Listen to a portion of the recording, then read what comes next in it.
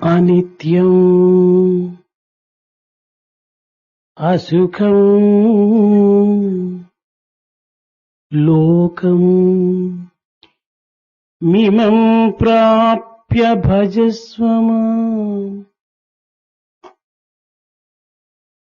విద్యార్థులారా, భారతీయ సంస్కృతి యందు అద్వైత మతమునకు అతి ప్రధాన స్థానమైనటువంటిది ఈ హిందూ దేశము. ఈ Hindu దేశమునందు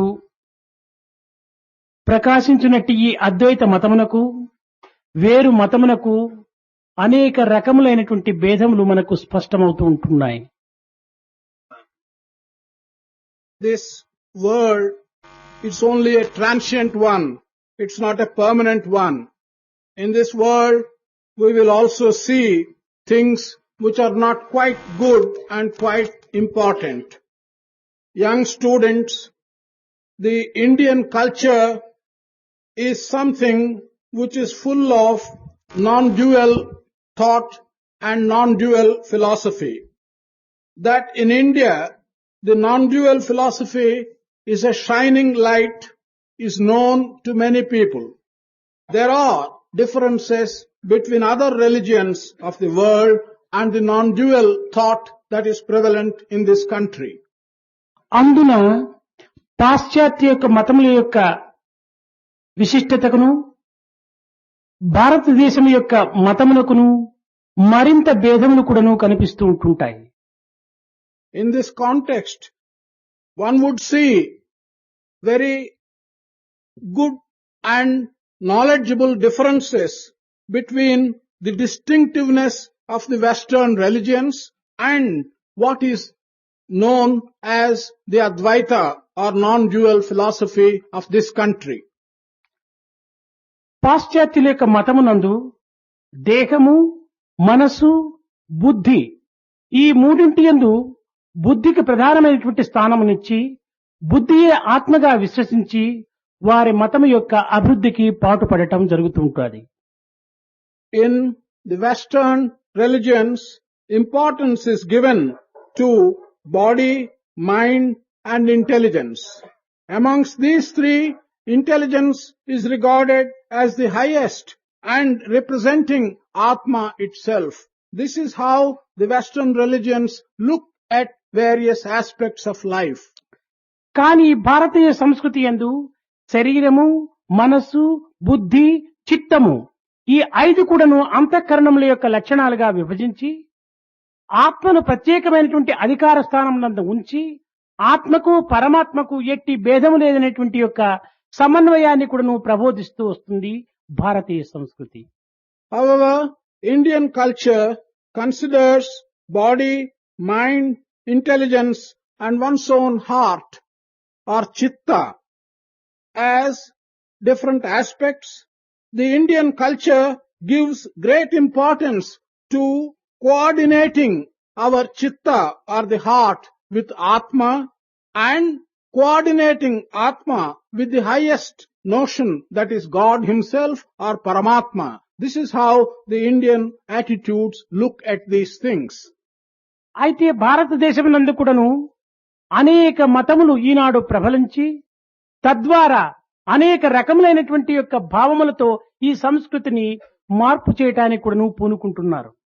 However, even in India, many religions have come up, many religions have flourished, and many religions have taken note of these things, and they have made an attempt to coordinate these things with the view of self or Atma. అయితే మతములు ఎన్ని అయినప్పటికీ ప్రతి మతము కూడాను సత్యమును పలుకమని, కుట్రలు పన్నకూడదని, తల్లిదండ్రులను గౌరవించాలని, గురువులకు తగినటువంటి యొక్క స్థానమును అందించాలని ప్రబోధిస్తూ వస్తున్నాయే కాని తల్లిదండ్రులను అగౌరవించమని, గురువులకు పంగనామములు పెట్టమని, లేక అసత్యములు ఆడమని ఎట్టి మతము కూడాను బోధించడానికి పూనుకోవటం లేదు. But all the religions that have come up in this country have taught and have given the injunction that one should speak truth, that one should not indulge in carrying on intrigue, that one should respect his mother and his father, that one should give due respect to his teacher. No religion of this country has ever told anyone to give disrespect to the teacher, not to care for one's mother and one's father, and they have always asked them to keep away from intrigue. They have never taught us to speak falsehood. అన్ని మతములు కూడాను తెలియనటువంటి భగవంతుని గురించి మాత్రమే భేదాభిప్రాయం లోపల మాత్రం అల్లకల్లోల పడుతున్నారు కానీ తెలిసినటువంటి యొక్క నీతి నిజాతి యందు ఏ మతము కూడాను ఇందులో భేదాభిప్రాయముకు చోటు ఇవ్వటం లేదు. All the religions are having some different ways of approach and some different ideas about the unknowable God. But they have not differed in essence about things that can be understood, such as truth and such as being good and so on. అయితే ఈనాడు మతములు ఏ సత్యనిత్యమైనటువంటి యొక్క విషయాల్ని ప్రబోధించినో వాటిని మాత్రం ఈనాడు విసర్జించి ఆ మతములు చెప్పనటువంటి యొక్క అన్యాయ అక్రమ అనాచార అసత్యములనేటువంటి వాటిని ఈనాడు ప్రవేశపెట్టి అదే వారి జీవిత లక్ష్యంగా కూడాను భావించి ప్రవర్తించడం జరుగుతూ ఉంటుండాలి. Today, it has so come about that whatever has been taught by the religions in the name of truth and in the name of permanent things, those have been forgotten. But such things which have not been taught, such as not to speak truth, such as not to be unjust, such as not to develop bad qualities and so on, these have come to prominence and these are occupying the minds of people. కానీ మతములు చెప్పినటువంటి వాటిని విస్మరించి మతములు చెప్పనటువంటి వాటిని విశ్వసించేటువంటి యొక్క విషయమునందు మనకు ఈ మతములపైన ఎంత విశ్వాసం ఉంటుండాదో ఇందులో స్పష్టమైపోతుండాలి.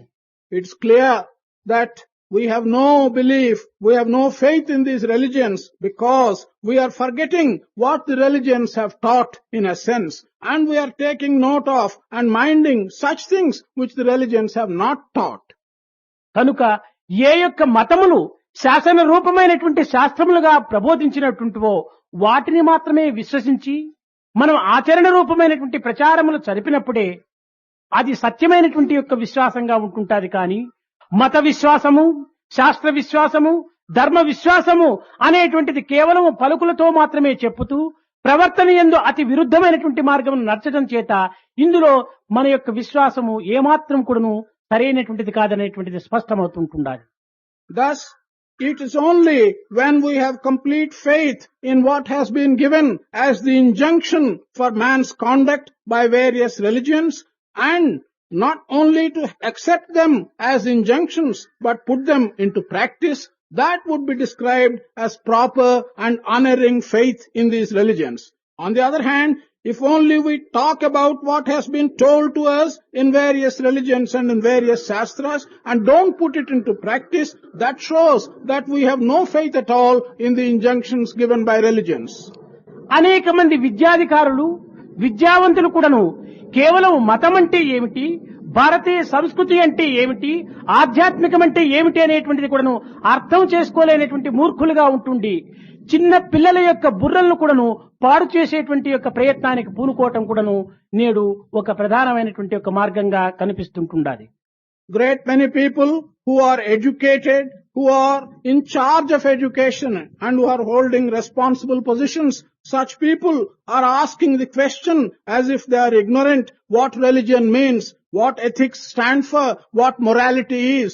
By asking such questions and by displaying ignorance, they are confusing the minds and the heads of the younger students. కేవలం వీరిదంతా కూడాను బుక్ నాలెడ్జిగా కూడాను కనిపిస్తుంటాది కానీ అనుభవంలో ఏమాత్రం కూడాను వారికి పరిచయం లేనట్టుగా తెలుస్తూ ఉంటుండాలి. It is clear from what they ask that whatever knowledge they possess has been derived from reading books and can be described as book knowledge. They do not seem to have any experience at all in their lives. అలాంటి వారు విద్యాధికారులుగా కావటం చేత మన యొక్క భారతదేశం మరింత అట్టడుగులకు దిగిపోతుంటుండాలి. Because such people are in the position of authority regarding education, this country is going further down. కాన ఈనాడు విద్యార్థులు మాత్రమే అట్టి విద్యాధికారులు కూడాను కొంత చక్కని కన్నులు తెరిపించేటువంటి మార్గాన్ని కూడాను మీరు నిరూపించాలనేటువంటి యొక్క ఆశయము నా యందు ఎంతైనా ఉంటుండాలి. So today I have the hope And I have the hope that the students of today will conduct themselves in a manner by which they would open the eyes of those who are in responsible positions in regard to education. నా ఆశయాలంతా కూడాను యువకుల పైననే ఆధారపడి ఉంటుండాలి.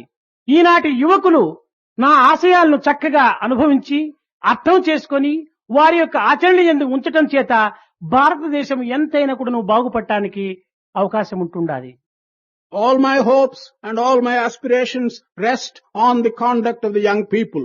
The young people of today, they have a great chance and great opportunity of setting right the future of the country. కనుక ఇలాంటి అవకాశమును అందించి వారి ద్వారా తిరిగి అనాది వేదవిహితమైనటువంటి భారతీయ సంస్కృతిని తిరిగి పునరుద్ధరింపచేసేటువంటి యొక్క ప్రయత్నమునందు స్వామి సంకల్పించియే ఈ సమ్మర్ క్లాస్ అనేటువంటిది భారతీయ యొక్క సంస్కృతి అనేటువంటి దానిని ఈ బాలులైనటువంటి మీ యొక్క హృదయములందు చేర్చి తద్వారా తిరిగి మన యొక్క పునరుద్ధరణ గావించేటువంటి యొక్క ధర్మ ప్రయత్నానికి కంకణం కట్టుకోవాలని కూడాను నేను ఆశిస్తున్నాను. Thus, by handing you the opportunity to you young children of this country and to make you resuscitate your faith in Indian culture, which has its origin in Vedas, which are time immemorial, and thereby help you to put back the traditions, to put back the reputation of this country into its original place. This is my determination. నిజముగా మనము దేనిని సత్యమని విశ్వసిస్తున్నామో, ఏది శాశ్వతమని మనం భావిస్తున్నామో అవి అన్నీ కూడాను క్షణకాలం లోపల కూడాను మార్పు చెందుతూ ఉంటున్నాయి. Truly, what we regard as truth and what we regard as permanent, these things are in a moment changing their own face. అందువలననే ఈ జగత్తుకు మర్త్యలోకము అని కూడాను దీనికి ఒక పేరుగా వస్తుంటుండాలి. For this reason, this world, what we see around us, has been referred to as Martyaloka.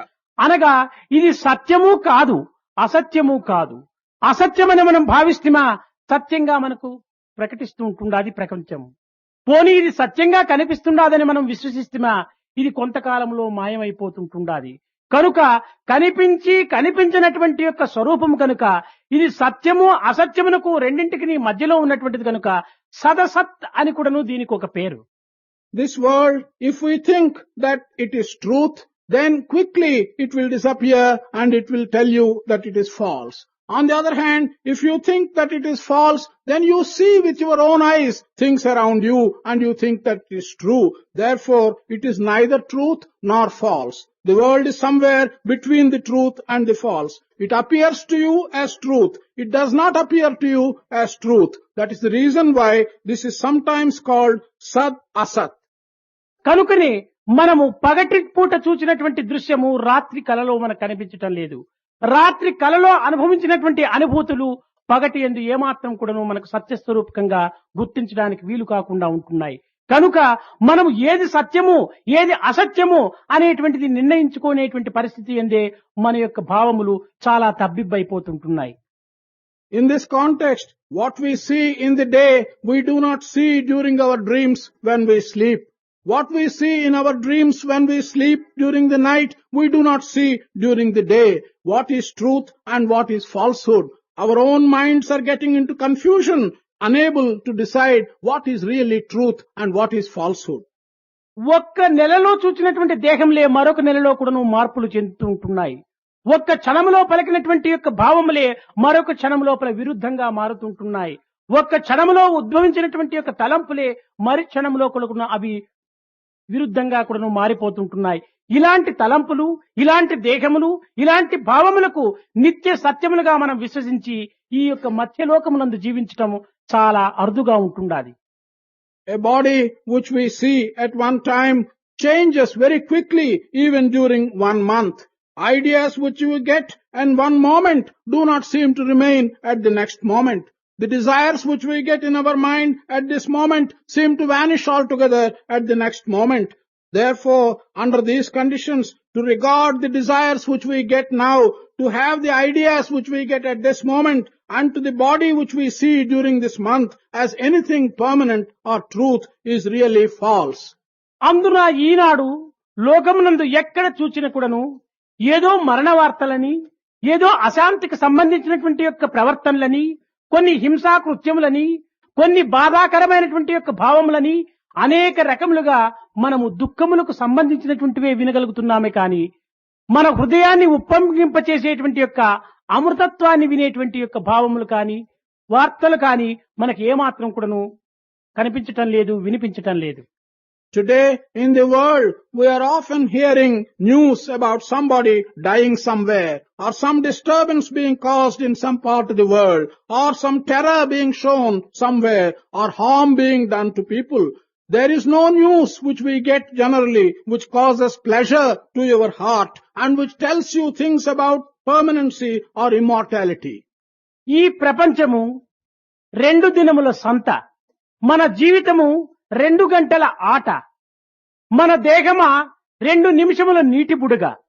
ఇలాంటి యొక్క తత్వము లోపల మనము ఎట్టి సార్థకత్వాన్ని మనం అనుభవించడానికి పూనుకోవాలో మనకు మనమే అర్థం చేసుకోవచ్చును.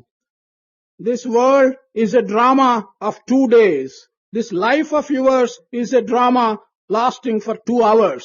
This body of yours is just a bubble which will last only for 2 minutes. What is it that we have to regard in this situation as anything of value? దేహమా రోగముల కొంప, మన సంసారమా నల్లుల మంచము, ప్రపంచమా దుఃఖముల యొక్క చేరిక. ఇంకా ఇక్కడ మనకు సంతోషం ఎక్కడ చిక్కుతుంది? Our body is a conglomeration of all diseases. Our life is like a bed which is full of bugs. This world itself is full of various kinds of sorrow. Where are we going to get any happiness in these surroundings? కనుక దేహములు కాని లేక జగత్ సంబంధమైనటువంటి సుఖములు కాని ఇంకా విషయ సంబంధమైనటువంటి వాంఛలు కాని మనకు ఏమాత్రం కూడాను ఆనందాన్ని అందించటం లేదు. ఒక్క ఆత్మాన్వేషణ యందు మాత్రమే సత్యానందం మనకు గుర్తించడానికి వీలవుతుంది. Thus, neither the desires relating to the body nor the desires relating to worldly pleasures or sensual enjoyment is going to give you any happiness or bliss. There is రోగములు, దుఃఖములు, బాధలు ఇవి అన్నీ కూడాను సుఖమనేటువంటి యొక్క డ్రెస్సును వేసుకుని మన వెంటాడి మనల్ని అనేక రకంగా హింసిస్తూ వస్తున్నాయి. the diseases, the troubles, and the various things that cause harm to you, they are dressing themselves as if they look outwardly as pleasures. They are pursuing you and they are causing all kinds of difficulties. మనం వేసుకున్నటువంటి dress అప్పటికప్పుడు మారుస్తుండటం మనకు సహజమే.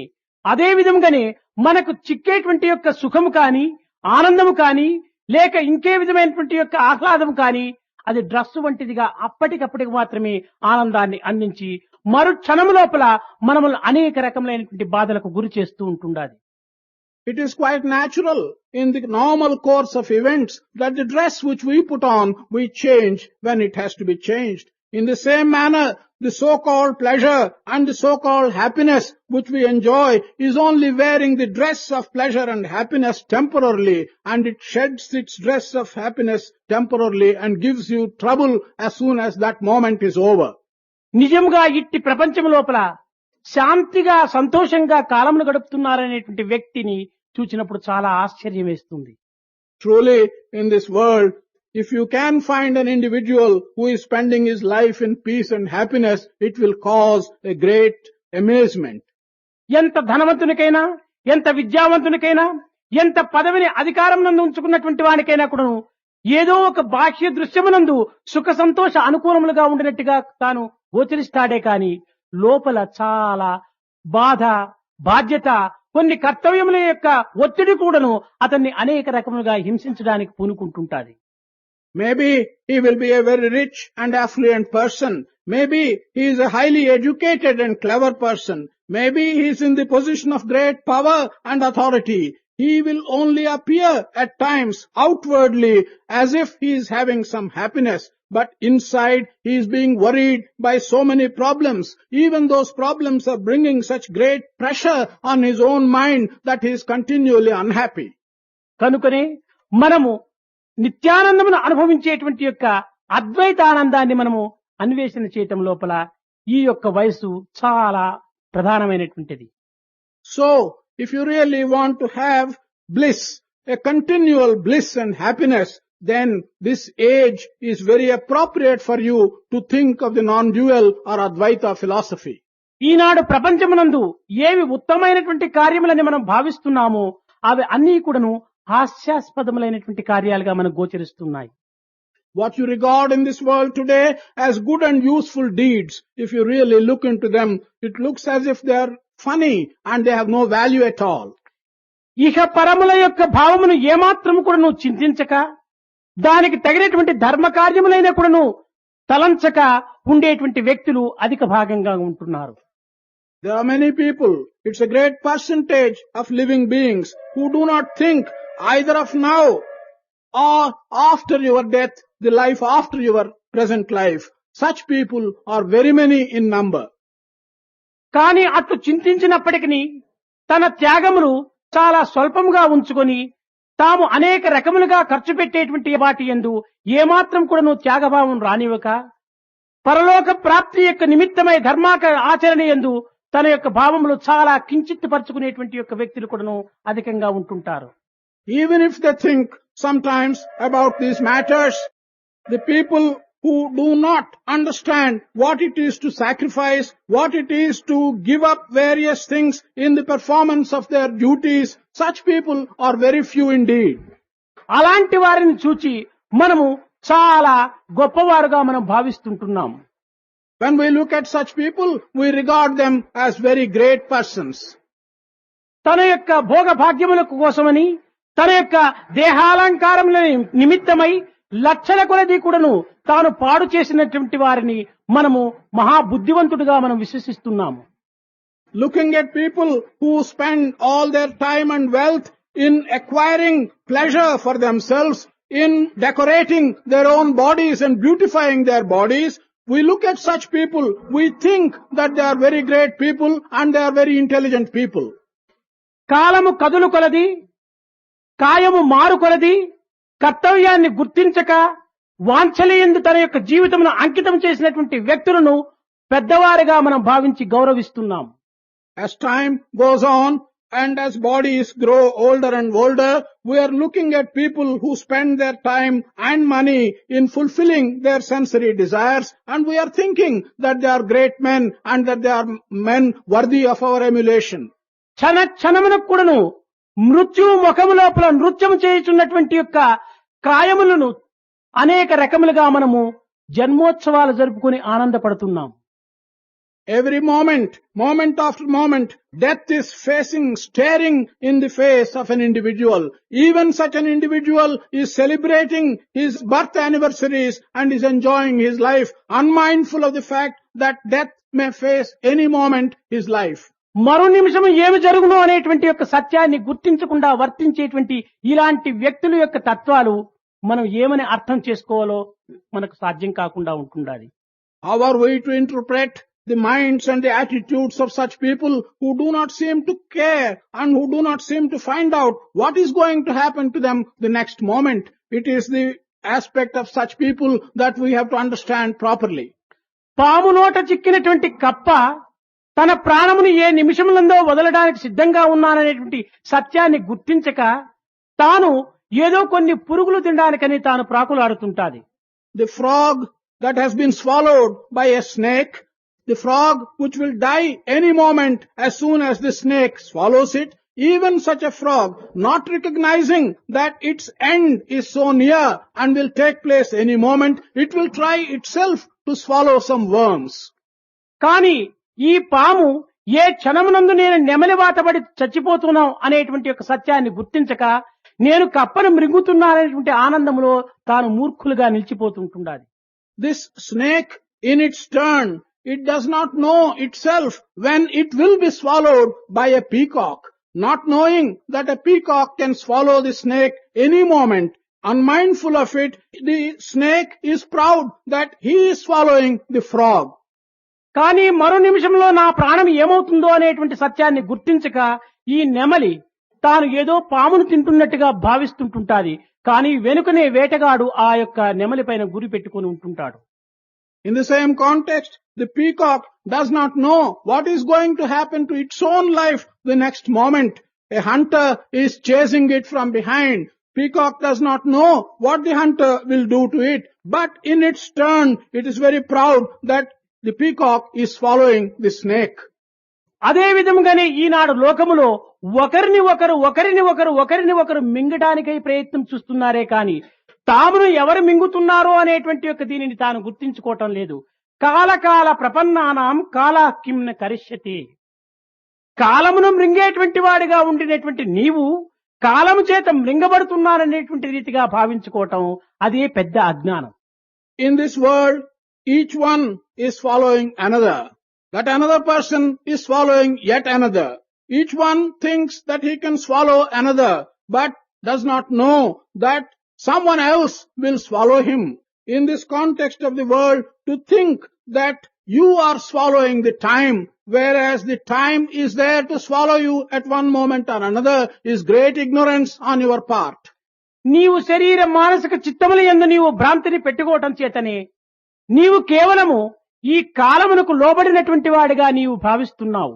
కాని ఈ శారీర మానసిక చిత్తములకు అతీతమైనటువంటి యొక్క ఆత్మస్వరూపుడిగా నీవు విశ్వసించినప్పుడు ఈ మరణము కూడాను నీకు ఒక అమృతత్వంగానే కూడాను గుర్తించుకోవడానికి అవకాశం చిక్కుతుంది. Because you are so much entangled in the aspects of body, of mind and of your own intelligence, you are feeling that you are subordinate to this time and that the time will swallow you. However, if you can develop an aspect by which you feel yourself above these aspects of body, mind and intelligence, it will be possible for you to control your death and regard your own death as something which is part and parcel of your own evolution. కనుకనే మనము ఈ యొక్క దేహములతో ఈ యొక్క లోకములో రావటం చేతనే ఈ లోకములో మనము ఒక భాగాన్ని వహించటం చేత ఈ భాగములో ఉన్నటువంటి సత్యాన్ని మనం గుర్తించడానికి తగిన ప్రయత్నం సలపటం యువకుల యొక్క ప్రధానమైనటువంటి లక్ష్యం. We have come with this body as a part of this world. So long as you remain with this body as a part of this world, it is the duty of the young people to understand and inquire the truth behind all this. What is the body and what is your relationship to the world? This is your duty. ప్రాతకాల స్వరూపమైనటువంటి ఈ యొక్క యువకుల యందు అనేక రకములైనటువంటి యొక్క ఆధ్యాత్మిక విత్తనములు నాటి తద్వారా ఈ లోకమును తిరిగి పునరుద్ధరణ చేయటానికని కంకణం కట్టుకోవటమే సాయి సంకల్పం.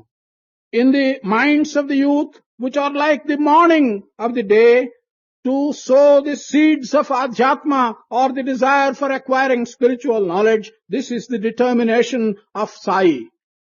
భావి భారతోద్ధారకులు కావటానికి మీరు అతి సరైనటువంటి వయస్కులు. Your age is the appropriate age at which you can hope to become the future pillars of this country. సాయంకాల సమయ స్వరూపులైనటువంటి పెద్దలకు చెప్పి ఇందులో ప్రయోజనం ఉండదు. కనుకనే మీరు యువకులుగా ఉండటం చేత ఈ నెల దినములు కూడా జరిగేటువంటి యొక్క భారతీయ సంస్కృతియే కాక పాశ్చాత్య సంస్కృతి అన్ని మతముల యొక్క అభిప్రాయములు కూడాను మీకు అందించి ఈ సత్య స్వరూపాన్ని మీరు సమన్వయపరిచేటువంటి యొక్క ప్రయత్నం లోపల మిమ్మల్ని రూపొందింప చేయటమే ఈ యొక్క సమావేశముల యొక్క అంతరార్థం. There is no use preaching such things to elderly people whose minds are like the evening part of the day. Therefore, during this 1 month which starts today, young people will be told things about Indian traditions and Indian culture.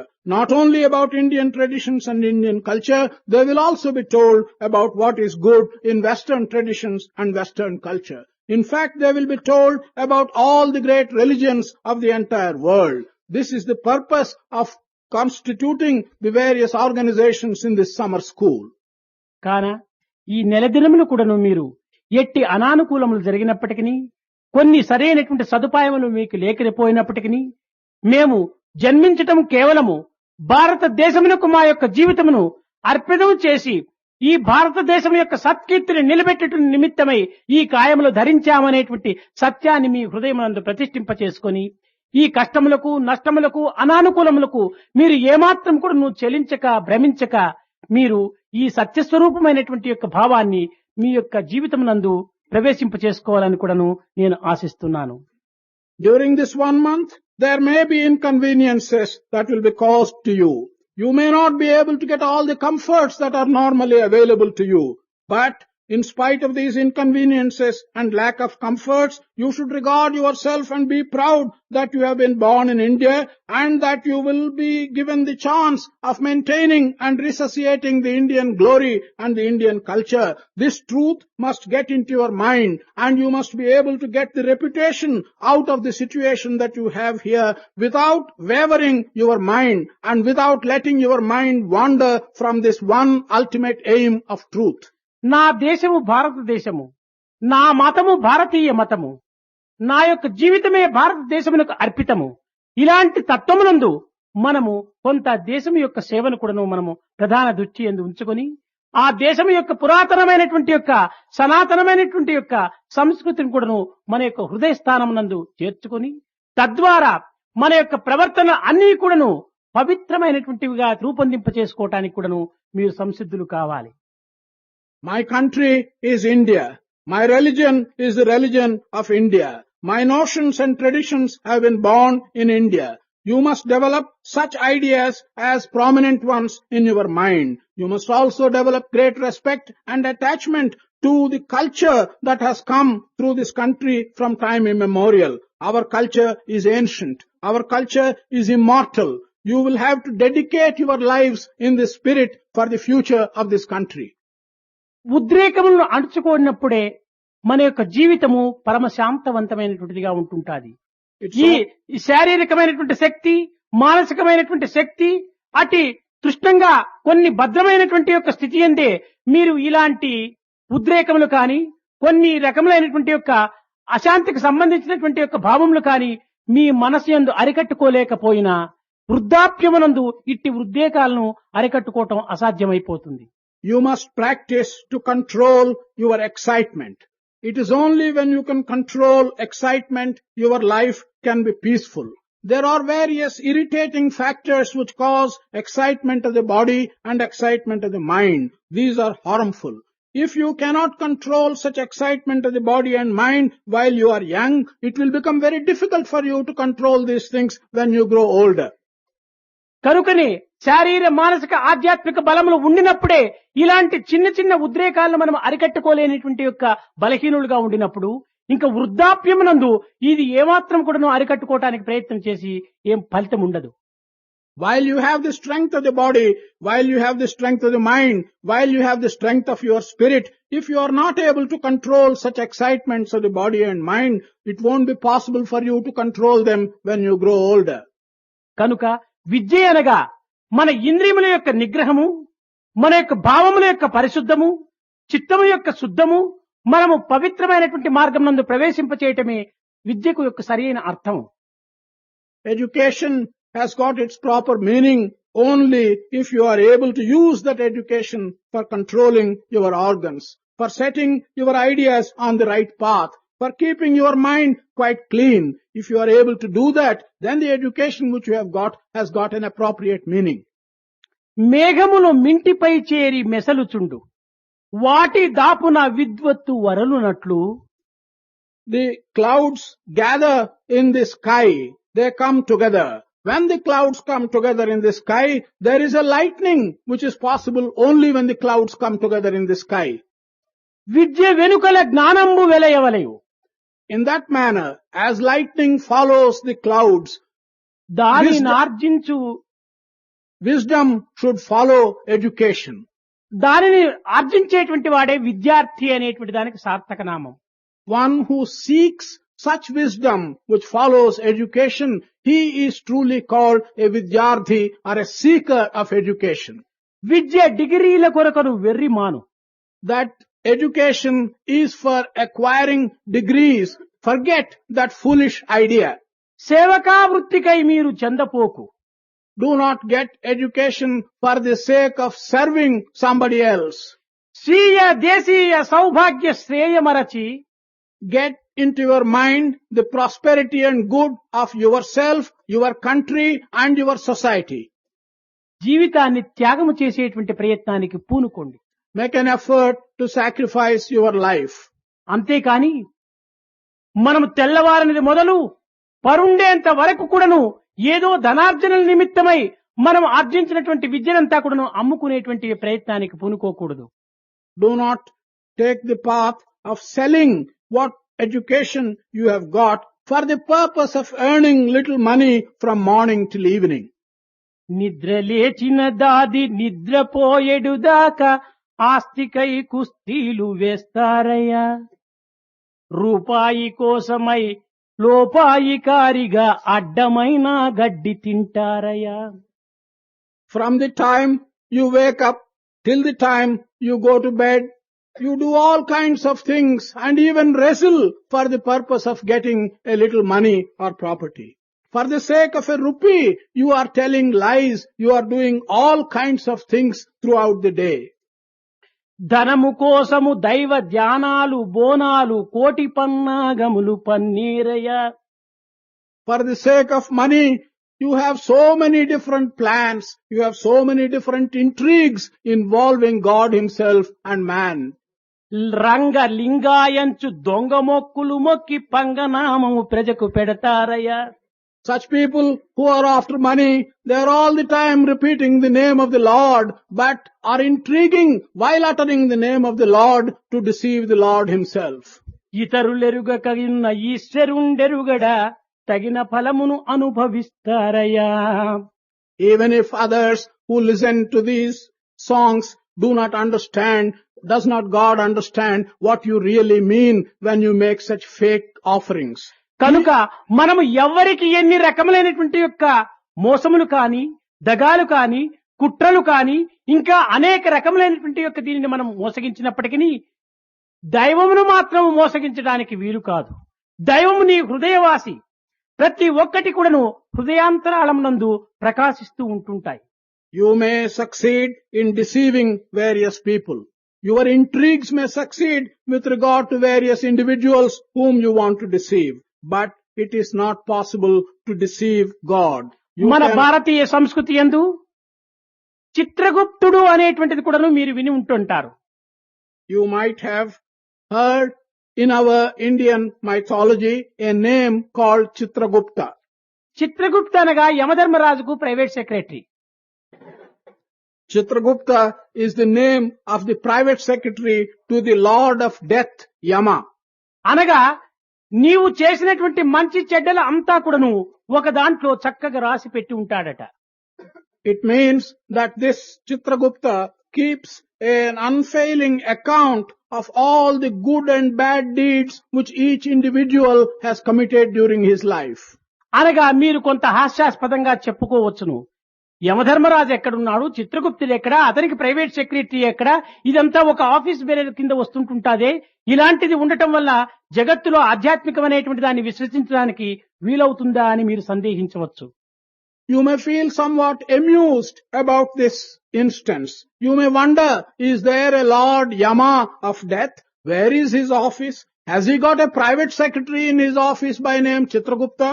All this looks like as if it's being described in worldly terms of an office and a secretary. That way, you may even get your faith in spiritual matters shaken up a little. భారతీయ సంస్కృతి యందు ప్రతి పదమును కూడాను అంతరార్థం అనేటువంటిది లేకపోలేదు.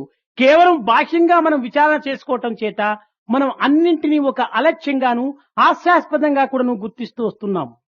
In Indian culture, every word that has been used has got an inner meaning.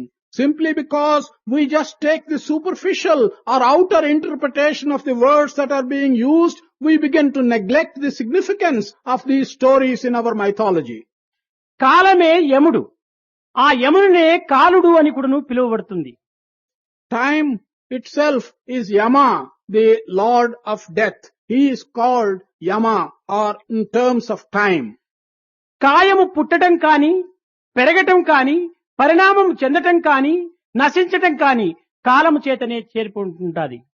The birth of a body, the growth of the body, the changes that are brought about in the body, and the death of the body, all these changes are caused by the passage of time. కాలమే లేకపోతే జనన మరణాలు కూడా ఉండడానికి వీలుండదు. If there is no time, if there is no passage of time, there cannot be birth and death. కనుక ఈ యొక్క కాయమును అన్ని రకముల పరిణామములు పొందించి నాశనము చెందింపచేసేటువంటి యొక్క తత్వము కాలము కనుక కాలమునే కాలుడు అనేటువంటి రీతి కింద యముడిగా విశ్వసిస్తూ వచ్చారు. Because time is mainly responsible for bringing about all these changes in the human body, and it causes the destruction of the human body. Time itself has been called the Lord of Death. ఇట్టి కాలుడు సూర్యుని కుమారుడు అని కూడాను తిరిగి మన యొక్క సంస్కృతి తెలుపుతూ వచ్చింది.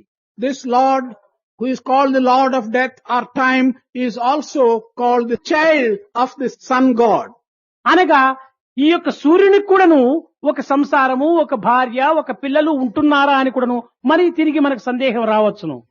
Again, we may get the doubt, this Sun God, has he also got a family? Has he got a wife? Has he got a son himself? We will get such a doubt. అనగా సూర్యోదయము, సూర్యాస్తములు అని రెండు కారణముల చేతనే ఈ కాలము అనేటువంటిది మనకు పుడుతూ ఉంటుండాలి. This is the explanation for the statement that time is the child of sun. Because of the sunrise and the sunset, on account of these phenomena, the notion of time is being given to us. Therefore, time is the child of sun. ఇంకా ఈ చిత్రగుప్తుడు అనేటువంటి వాడు ఈ యొక్క కాయము అనేటువంటి దాని యందు 6 ఇంచుల ప్రధానమైన స్థానము లోపలనే చిత్తము అనేటువంటి రీతి రూపము లోపల, చిత్తము అనేటువంటి పేరు లోపల గుప్తముగా ఉంటున్నాడు. కనుకనే ఈ గుప్తమైనటువంటి చిత్తమునకే చిత్రగుప్తుడు అని కూడాను పేరు. This name, Chitragupta, he is inside the body, the human body. Inside the human body is the mind, is the chitta or the heart of the body. And he is hiding himself. That is the meaning of the word Gupta. Because he is hiding himself in the chitta inside the body, he is called the Chitragupta. కనుక మనము ఎట్టి సంకల్పములు సంకల్పించినప్పటికీ ఆ చిత్తము లోపల హత్తుకొని పోతూ ఉంటుంటాయి. Whatever thoughts you have in your mind, those thoughts are immediately imprinted on the mind or the heart. నిన్ను ఎవరైనా కూడా నువ్వు ఏదైనా ఒక విషయాన్ని అడిగినప్పుడు నీవు కొంతవరకు నువ్వు దాచుకొని అసత్యము చెప్పవచ్చు, కానీ చిత్తము అసత్యము చెప్పడానికి వీలు కాదు. If someone asks you something, you can hesitate, you can wait for some time, and you can give him an answer which is not the right one. But so far as one's own heart is concerned, there can be no hiding and it cannot give a false reply. ఒక దొంగ కూడాను ఒక ఇంటికి రాత్రి వెళ్లి అనేక రకములైనటువంటి సామాన్లు దొంగిలించి వచ్చినప్పటికీ పోలీసు అతన్ని పట్టి హింసించే సమయంలో నేను దొంగతనం చేయలేదు అని పలుకుతో చెప్పవచ్చునే కానీ రాత్రి చేసినటువంటి దొంగతనం నేనే అనేటువంటి సత్యము చిత్తములో హత్తుకొని పోయి ఉంటాది. Even a thief, when he enters a house and when he commits a theft in that house, and in the next day, if he gets into the hands of the police and the police ask him what is the truth, he may only by his external word say that he has not committed his theft, but his heart knows fully well and it cannot tell the untruth that he has committed the theft is something known to his heart. ఆ చిత్తములో హత్తుకొని పోయినటువంటి యొక్క విషయమునకే ఋతము అని కూడాను పేరు.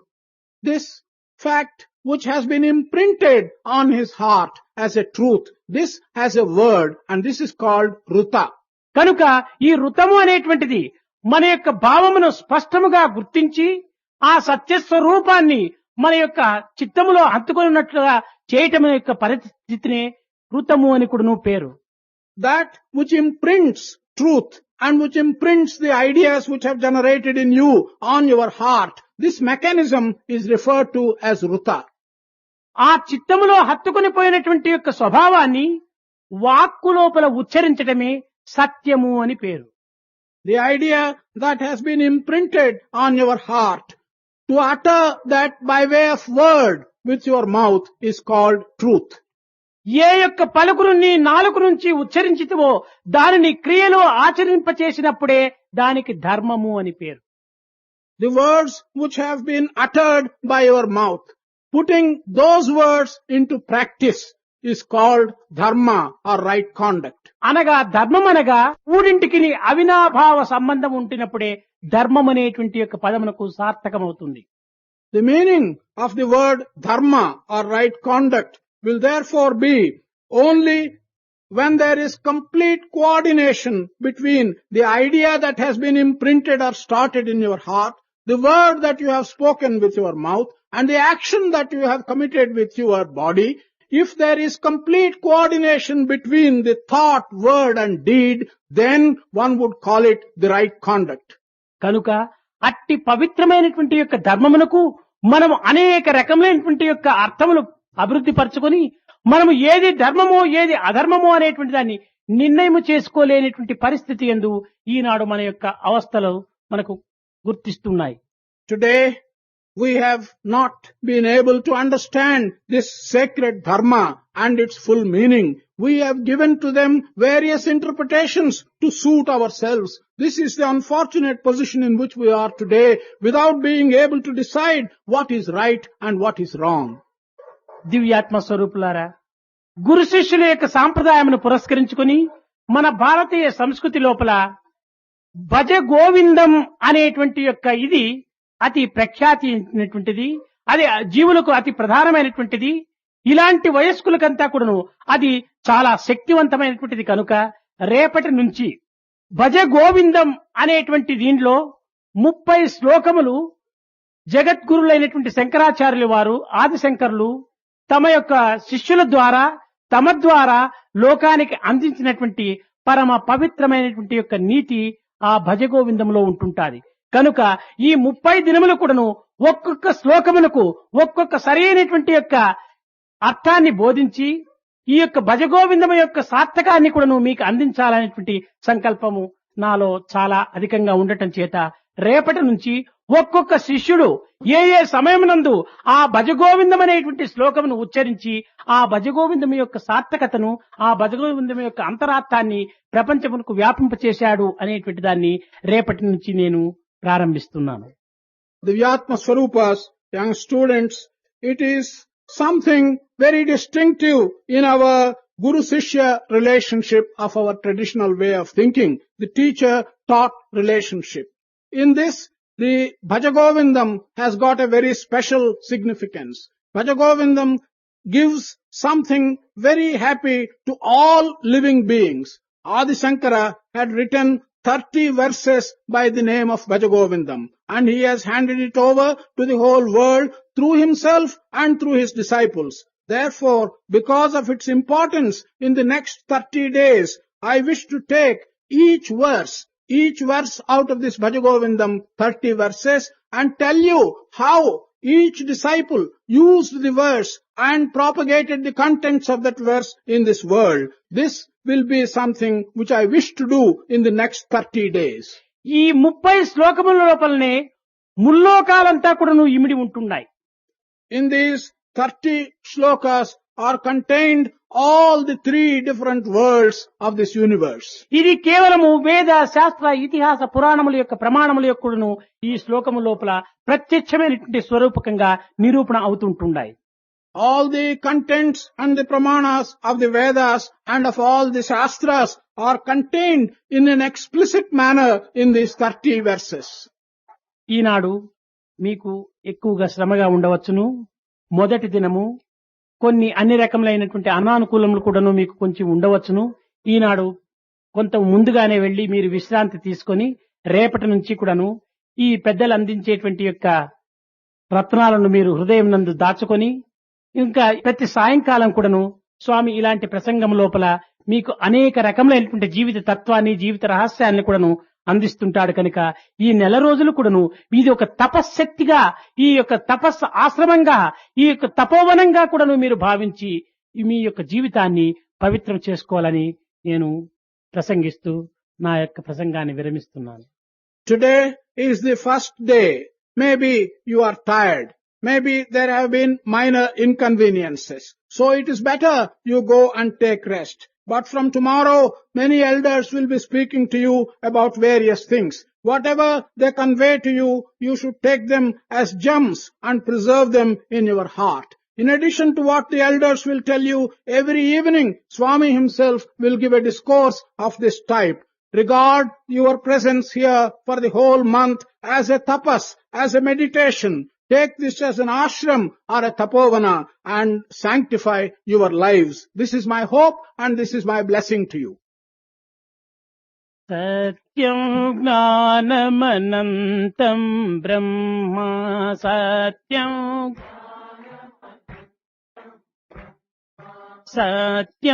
gnanamanantam brahma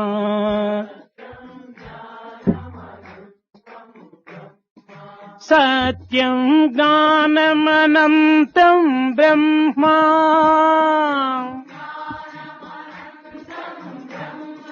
సత్యం జ్ఞానమనంతం బ్రహ్మ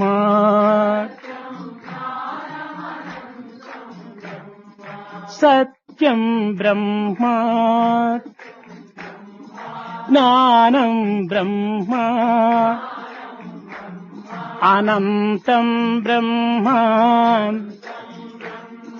సత్యం జ్ఞానమనంతం బ్రహ్మ సత్యం జ్ఞానమనంతం బ్రహ్మ సత్యం జ్ఞానమనంతం బ్రహ్మ సత్యం జ్ఞానమనంతం బ్రహ్మ సత్యం బ్రహ్మ జ్ఞానం బ్రహ్మ అనంతం బ్రహ్మ సత్యం జ్ఞానమనంతం బ్రహ్మ సత్యం జ్ఞానమనంతం బ్రహ్మ సత్యం జ్ఞానమనంతం గోవిందేతి సదా స్నానం గోవిందేతి సదా గోవిందేతి సదా జపం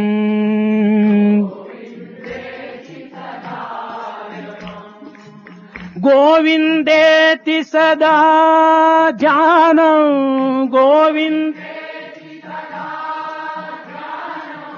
సదా గోవింద కీర్తనం సదా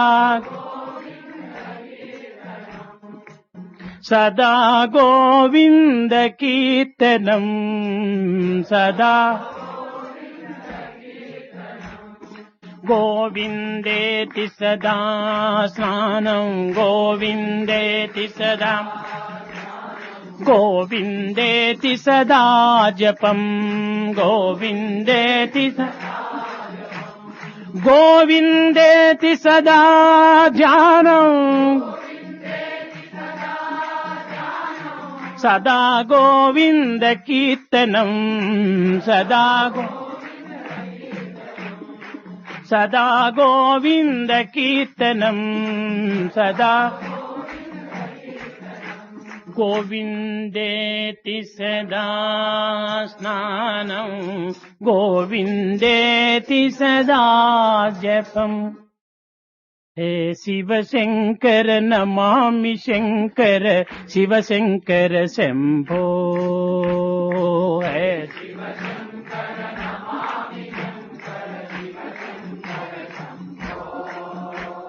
हे गिरिजापति भवानी शंकर हे गिरिजापति भवानी शंकर भवानी शंकर शिव शंकर शंभो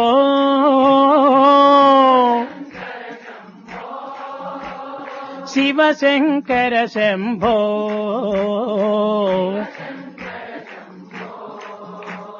शिव शंकर शंभो शिव शंकर शंभो हे शिव शंकर नमामि शंकर शिव शंकर शंभो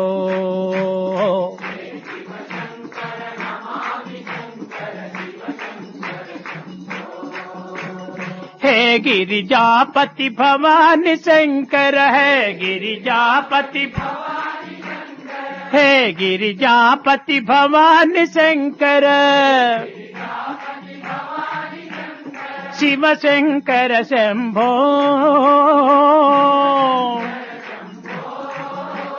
शिव शंकर शंभो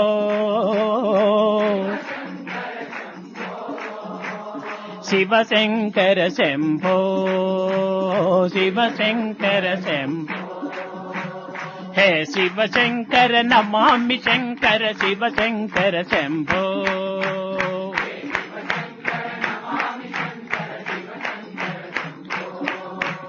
హే శివశంకర నమామి శంకర శివశంకర శంభో హే శివశంకర హే గిరిజాపతి భవాని శంకర హే గిరిజాపతి హే గిరిజాపతి భవాని శంకర హర భవాని శంకర శివ భవాని శంకర శివశంకర శంభో శివశంకర శంభో శివశంకర శంభో శివశంకర శంభో హే శివశంకర నమామి శంకర శివశంకర శంభో